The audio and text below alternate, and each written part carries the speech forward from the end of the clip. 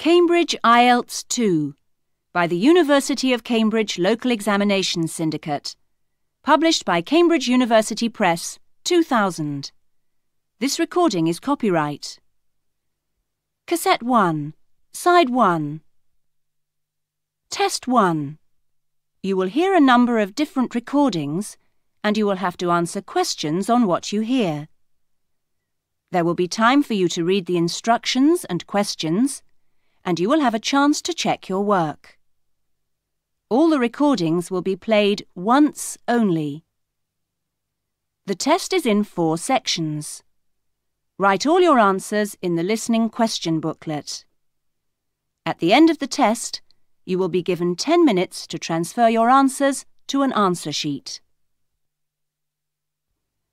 Now turn to Section 1.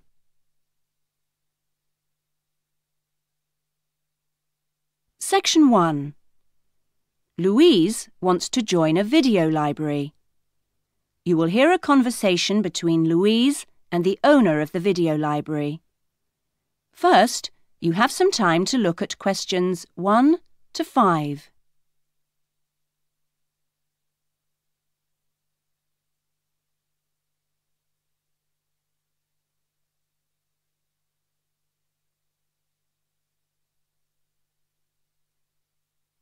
You will see that there is an example that has been done for you.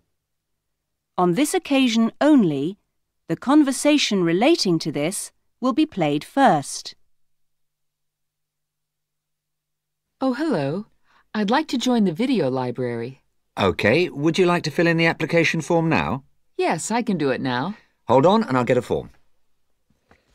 Now, I'll just ask you a few questions and then I'll get you to sign at the bottom. Right. What's your full name? Louise Cynthia Jones. Jones. Yes, that's right. Louise's surname is Jones, so Jones has been written on the form. Now we shall begin. You should answer the questions as you listen, because you will not hear the recording a second time. Listen carefully to the conversation and answer questions 1 to 5. Oh, hello. I'd like to join the video library. OK, would you like to fill in the application form now? Yes, I can do it now. Hold on and I'll get a form. Now, I'll just ask you a few questions and then I'll get you to sign at the bottom. Right. What's your full name? Louise Cynthia Jones. Jones. Yes, that's right. OK. And what's your address? Apartment 1, 72 Black Street, Highbridge. Black Street. That's just round the corner, isn't it? Yes. OK, so the postcode is 2085, right? Yes, 2085. And your telephone number. I need both home and work. Home is 9835-6712, and work is 9456-1309. Do you need any ID or anything like that? Yes, we need your driver's license number. That is, if you have one. Yes, I know it off by heart. It's an easy one. 2020BD. Do you need to see it? Yes, I'm afraid I do. Here. Right, thanks. And could you tell me your date of birth, please? 25 July, 1977. That's the most important part out of the way, but could I just ask you a few questions for a survey we're conducting? Okay. Before the conversation continues, you have some time to look at questions 6 to 10.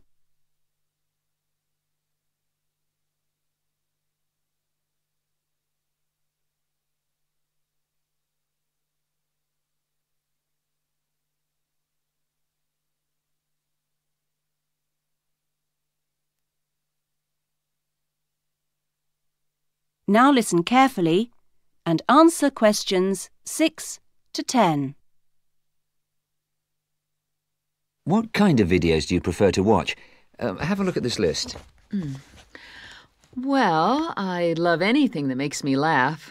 I just love to hear jokes and funny punchlines. I'm not very keen on westerns, although my father likes them. But I'm a real softie, so anything with a bit of a love story is good for me. It doesn't matter how old. Not musicals, though. They're too much. Anything else?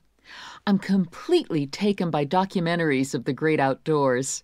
You know the sort, animals, plants, and faraway places. I saw a wonderful one on dolphins last week. It was amazing. Now, I think that's all from me, except I need you to sign here on the line. Here's a pen. Oh, and I nearly forgot the membership fee. $25 refundable if you leave the library for any reason. There you are. And do I sign here? Yes, that's it. You can borrow videos now if you like, but your card won't be ready until next week. You can come and pick it up when you bring your first videos back. That is, if you want to take some now. Yes, I'd like to. I'll have a look around. Fine. That is the end of section 1. You will now have half a minute to check your answers.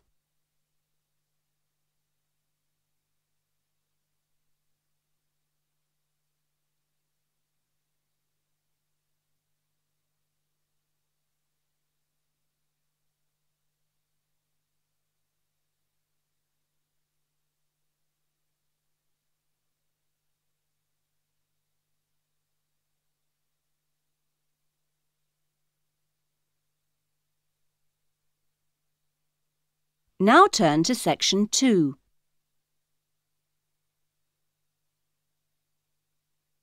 Section 2. You will hear a radio interview about an expedition across the Atura Mountains. First, you have some time to look at questions 11 to 15.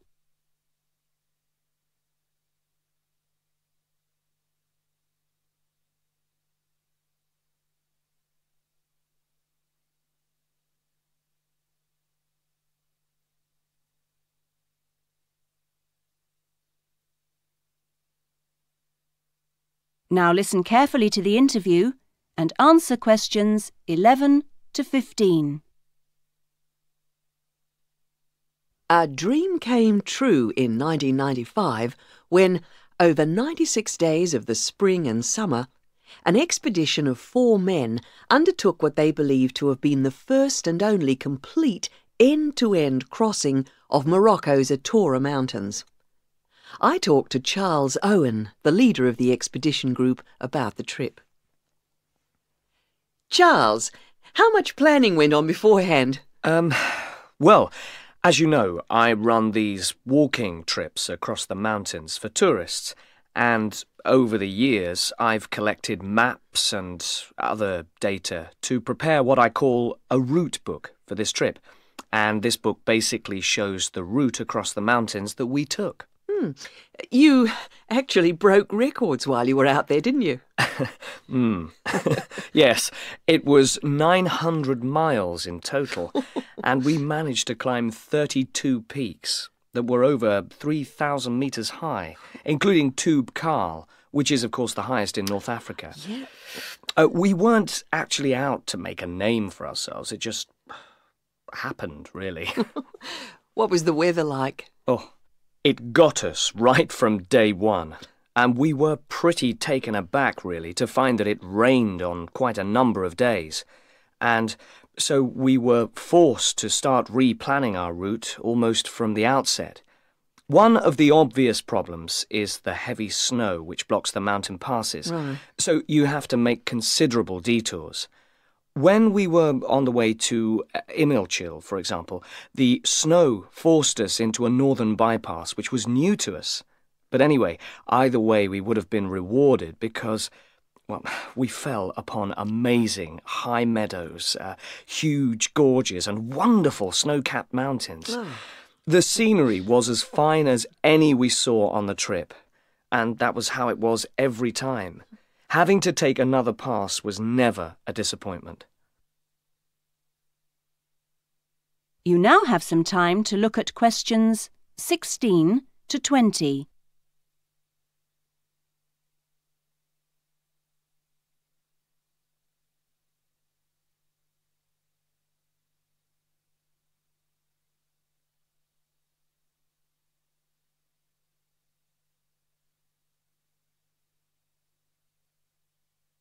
Now listen to the rest of the interview and answer questions 16 to 20. It was in many ways a social trip, wasn't it? Yes, yes. We'd arranged to meet up with friends at various points on the journey. I mean, this was actually one of the purposes of the trip. And we managed to keep all these dates. Which, well, it's amazing, really, considering the detours we made. An old friend acted as a sort of transport organiser for everyone, and the Hotel Ali in Marrakesh was a good social base. I'd really recommend it, although I can't remember who runs it. Anyway, groups of friends actually joined us for 3-week stints, and others just linked up with us. Some, whom we hadn't met before the trip at all, tagged on for short bursts, people from the area who just came along for the ride. But outside the major visitor areas like Toubkal, we only met one other group of travellers like ourselves in the whole 96 days. Were there any bad moments? Well, we took 2, I must say, long-suffering donkeys with us to help transport water and tents and things. I suppose if we were to do it all again, we'd probably hire donkeys along the way. Right. Taza and Tamri, as we called them, after the last places in the trip, well, they made quite a unique journey between them. But it was continuously demanding for them.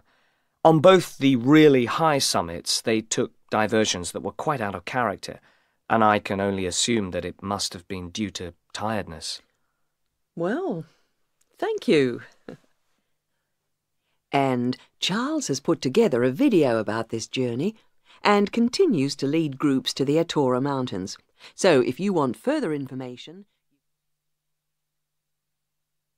That is the end of section 2.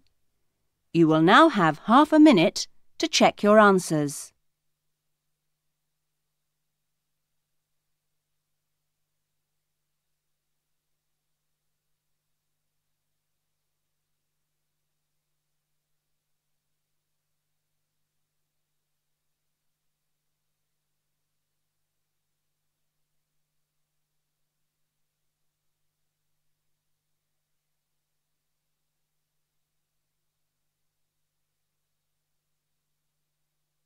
Now turn to section 3.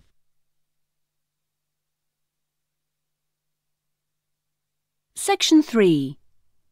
You will hear 2 new students, Jane and Tim, talking about their university studies. First, you have some time to look at questions 21 to 25.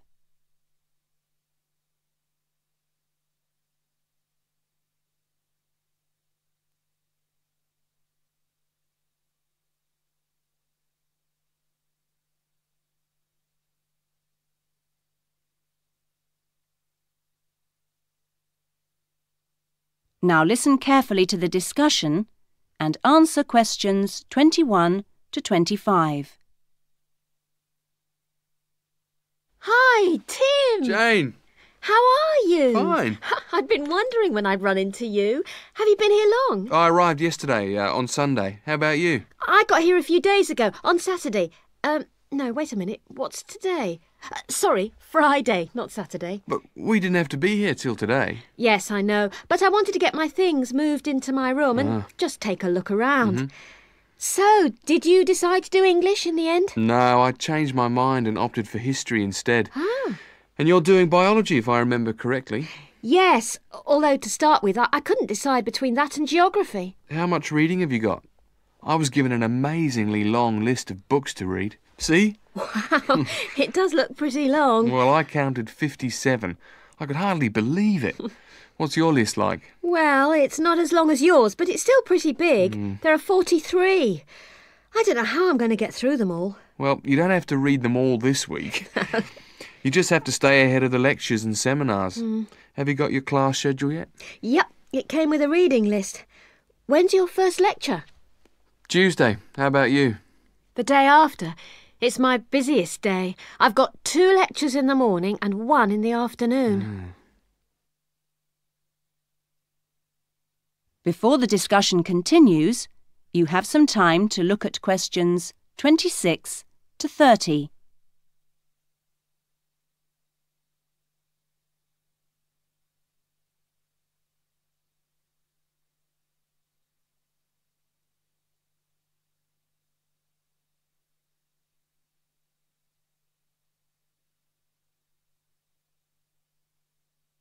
Now listen carefully and answer questions 26 to 30. It's going to be different from school, isn't it? Yeah, particularly the lectures. Have you got any special strategy for listening to lectures? Well, I'm going to use a cassette recorder and record them all. What? Are you allowed to? Sure, lots of people do it nowadays. It means you can listen to the lectures all over again later and make really good notes. I couldn't do that. I like to take notes as I'm listening. I usually find I get all the important points. Reading is different, of course.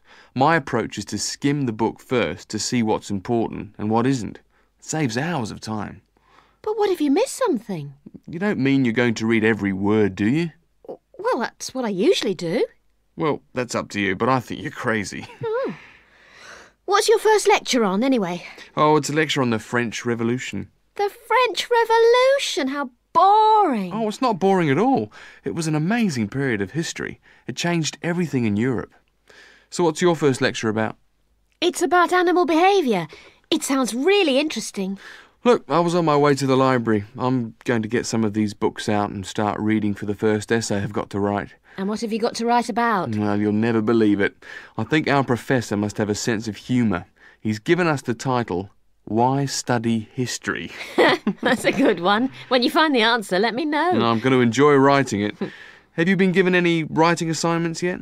Yes, I've got to write about animal language. That sounds a challenge. I suppose you'll be off to the zoo to do field research. That is the end of section 3. You will now have half a minute to check your answers.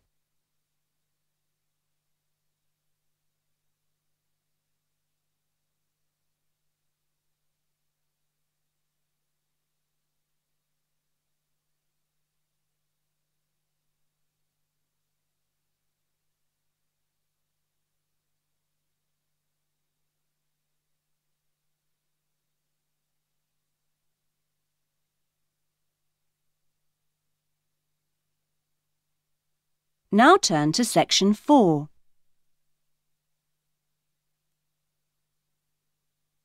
Section 4.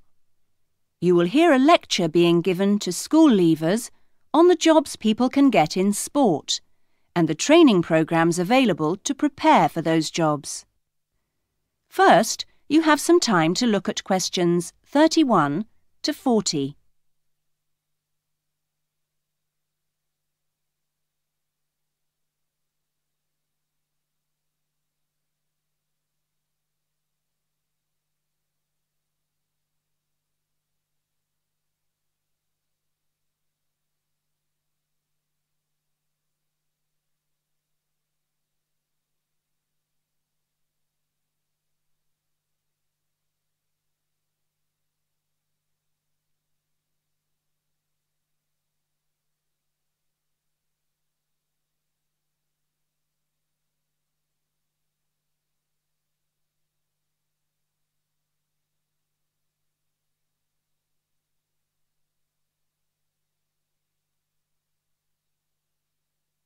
Now listen carefully to the lecture and answer questions 31 to 40.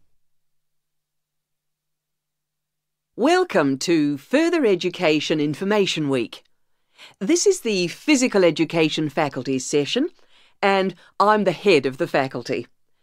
During the course of this morning, we hope to give you a clear idea of what we offer in our training programs, and we will look at the types of courses and the entry requirements, if any, for those courses. Some of these courses are open to school leavers, but for some, you need previous qualifications or relevant successful employment. So, firstly, the Physical Fitness Instructors course is offered as a 6-month certificate course, which includes an important component of personal fitness. But there are no specific entry requirements. For sports administrators, we provide a 4-month certificate course, but you should be aware that this is designed for those who are in employment.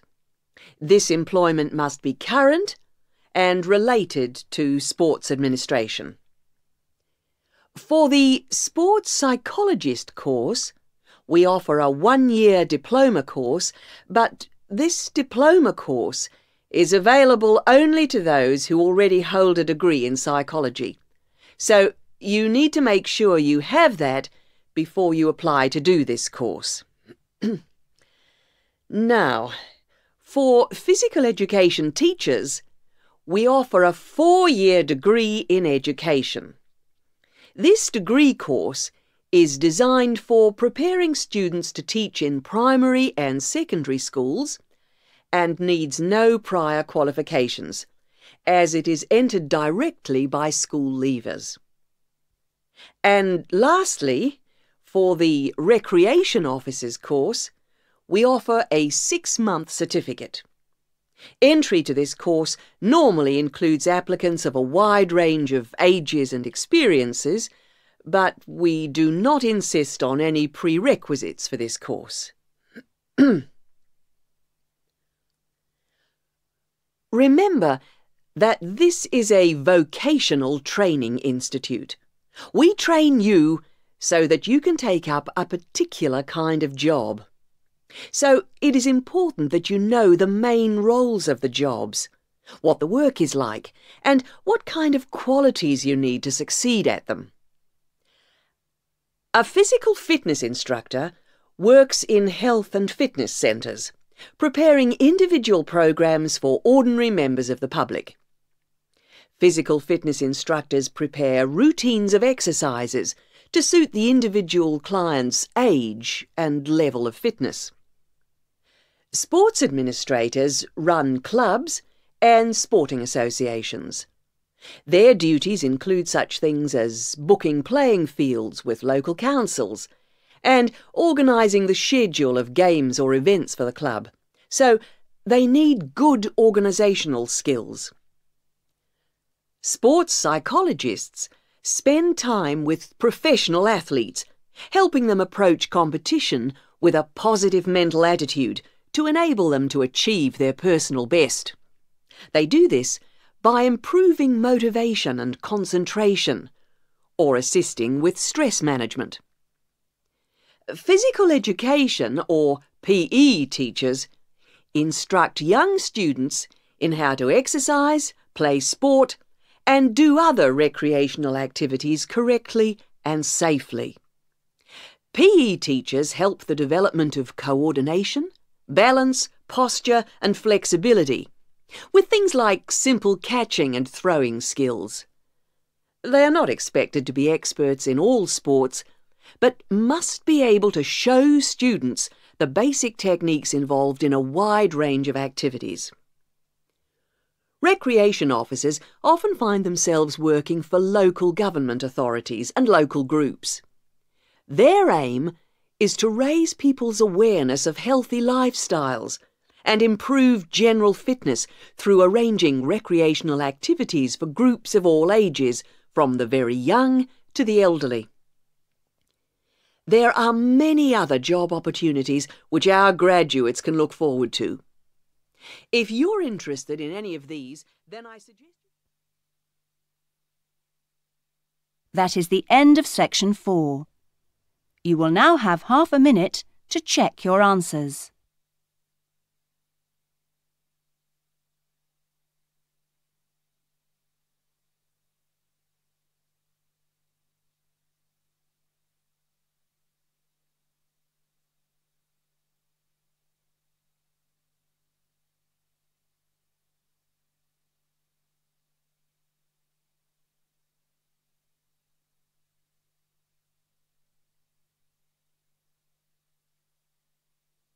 That is the end of the listening test. In the IELTS test, you would now have 10 minutes to transfer your answers to the listening answer sheet.